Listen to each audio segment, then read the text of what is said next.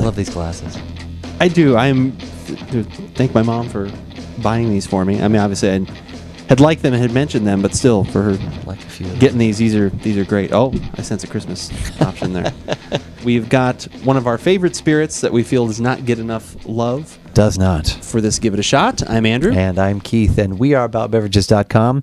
And the beverage we are about today, actually, I'm not 100% exactly what the name of it is. Okay, I know I it's can tell gin. you. It is a gin. And I believe there is a phonetic pronunciation on the label. Yes, it is pronounced Caorunn. Caorunn. And I grabbed it because I was actually at, not to promote again, but I was at Local Total Wine, walking around, had been kind of gotten into not a bad thing, but a Hendrick's rut. Just been getting a lot of Hendrick's lately. That's not a bad rut to be in, which is a wonderful gin, but sometimes I like to mix it up a little bit. Wanted something different. They were out of the Botanist, which I've had a couple times now. I love the Botanist, which is a Scottish gin, and was looking around. So I flipped through to a couple other websites, looking at their lists of their favorite things. This was on there, and they actually had it there, and it's Scottish. It's another Scottish gin. Okay, they're kind of going for the Celtic thing. They use the water that's from that area. They use some local botanicals that are only in that area. So are they looks like they're listed here on the. They do. Yeah, there's 5 that they're really big into here. There's bog myrtle, rowan berry, heather, coal blush apple. I hope I'm pronouncing that right, and dandelion.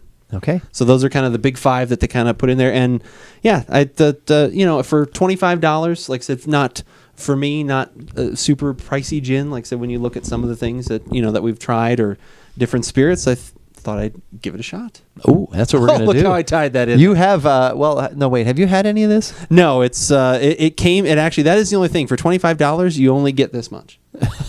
No, I've had this now probably for about 2 or 3 weeks, something like that. So here's some new math. I didn't say 2 or 3 hours. Yeah. So here's some math I've figured out with my wife, who also likes gin. I've figured out that out of a bottle, 750 ml, it basically equates to 6 martinis. 6 martinis? 6 martinis. That's what you get out of a bottle of gin. Because for one for each of us, you're putting in about 3 shots, give or take, and so you kind of that's 25, roughly 25 ounces.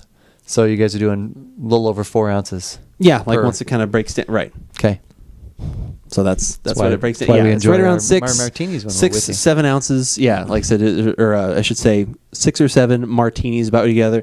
And I thought we used more because my wife likes the gin and tonics, which I do as well, but it's about the same amount of alcohol in that too. I thought because I always just kind of free pour those, like I know about how much gin I want to put in. I don't measure it out, and then I pour in, the tonic water. And so one time I was like, I bet we're using a lot more in there. Like I was going to make a point of like, wow, this is a lot in the gin. And no, it's about almost exactly the same. Good. I pour almost this freehand was pouring about the same amount. So anyway, you're a good freehander. A little side amount. Yeah, a little side note there. I'm going to move my chair away because I don't want your. No, I'm just kidding. Yeah, my freehand away. You're freehanding. Right. But yeah, like I said, I love trying new gins. Like I said, I don't think it gets near enough the publicity that they should. Everyone goes to vodka. Like I'm at a restaurant, which I won't mention by name. It rhymes with Meyerbird's. And everything on there, here's our martini list. Every one of them vodka. Classic martini. I'm like, vodka. All vodka. Even the one that had a little bit of gin in it, the other part was vodka. It just grosses me out. It honestly just makes me disgusted. Just don't understand it. We don't get it. It makes no sense. And but that's where we come down on that. Yeah. Tell us, are we wrong? Tell us, are we wrong? But yeah, so we'll get right into it. We're going to talk a lot about the color first, which is always really needs some serious very analyzation. Unique. This is where this goes astray with vodka. That's the only comparison. That's right. They're similar. This is where they then completely go the other direction. Yeah, and then when you get to the other stuff that actually matters.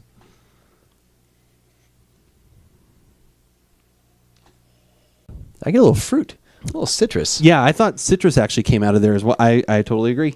Yeah, a little maybe. This was another one that kind of reminded me a little bit. I've had a few gins like this recently. I can't remember the other one, but remind me a little bit of the Heyman's the Old Tom gin, where there's a hint of sweet. But then this one kind of diverged where I got a little bit of the citrus too. There was something in here that had a little, like almost like you put in 20% of that Old Tom style where there's almost a cream note like we've talked about or something like that. I got some of Tanqueray that. is making an Old Tom. Really? Yes. Oh, I'd like to try that. I read that.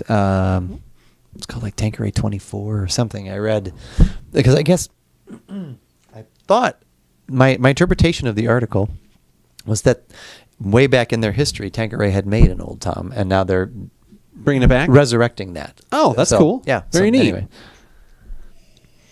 Yeah, I still have never tried the Tanqueray 10, which I should. I actually did look for it when I was looking for this, when I found this one, because I've had that recommended to me several times that it's very good because it's, they're a higher level. It's not just their regular Tanqueray. It's that it makes a really good martini. I'd like to try that. I get that. Like I said, there's citrus. There's more of a like an herbally depth to it, a little tinge. I'm not picking up what that is specifically. I get a little bit of heat too. There's definitely in the aroma, the alcohol kind of comes through. I don't think it's over the top. 40, 83 proof, 83 and a half. They were very specific, 83.6 proof. So okay, so nothing too crazy, but it seems to come through a little more than some others. But yeah, see what's in the taste. There's almost a little cinnamon. Actually, I was trying to put my finger on what spice. Like all of a sudden, as I was really tasting, because I haven't had it this way, I was trying to figure out what that other spice was, and I think there is like a little cinnamon. It's not sweet fire, but there's a little sweet heat. No, there's like a little sweet heat. Sweet heat. Some sweet heat. Some sweet. Sweet heat. That sweet heat. If Sweet you combine heat. sweet heat, you get sweet. Sweet. Yeah, there's some sweet heat that kind of comes back, kicks back toward the front. I get some, along with the citrus, which seems to go a little bit in the background, I get some nice like herbal stuff going on. I get like, not quite sagey, but those kind of herbaceous kind of things. That could be I don't really know what dandelion tastes mild. like. It's mild though. Yeah. Yeah, it's very mild, I thought. There isn't really anything that's like over the top. No, to me, no, even, it's not even that cinnamon, that sweet heat. It's very pleasant. Because sometimes I wouldn't want this to be a cinnamon gin. Ooh, Cinnagin. Cinnagin. As opposed to synergy Cinnagin. I wouldn't want that. But that's nice. Yeah, there's that little bit, and actually, orange and cinnamon actually kind of play well together. So that little orange and spice kind of cinnamon thing. Yeah, and with that little bit of herbalness in there. But so this would probably lend itself well to however you want, any way you want to use this. Yeah, it didn't jump out to me as a gin and tonic. I thought it was, like I said, it was. I had a taste of that when I had made one. It was fine. Yeah, like I said, the ultimate to me is still the 209 when it comes to a gin and tonic, just because that citrus just lends that you're already putting a little lime in there in the tonic water. That still just makes. What would this be good? Just kind of one of the best. But like I said, as a martini, I think it's great. Probably even work well as a dirty martini. Because then you can add a little more, about that. You add a little more salt and savory to it with just that little drop of would that olive cinnamon juice in flash there. off then? Does that eventually? Is that something? I think that's that go cools away? down. I did not get a lot of that when I made, because I had a couple martinis out of this bottle, and I did not get that not having it this way. Like I said, that was fairly mellow into the background. I agree with the assessment overall that it was a fairly mellow flavor. So. But there's some nice balance in there for sure. It's just nothing really comes right. Yeah. Yeah, no, I agree with that. And you said 25? Yeah, $25. Like I said, they'd had. I wonder if they had like not a promotion, but it seemed like they had a fairly good stock of it too on the day I was there. It's because they were actually out of the Botanist and some other ones too. So I don't know if they were just getting in their new allotment of those things. But I wonder why they don't carry the 209. I don't know. That's a good question. I wish they did. Yeah. I wonder if there was an issue. They stopped. You can still get it at Bedwell. I wonder if our friends at 209 would tell us that, or did they? I've never asked, honestly. We should I don't know if I have asked them. I'll have to do that. Maybe there was some sort of dollars and cents issue. It could be. If you know, or if you have questions for us about our love of gin and why vodka is so terrible, there's no questions about that, though. That's just fact. You can head to the website at AboutBeverages.com and also check out the tasting notes for this gin, as well as where it hits on our recommendation scale.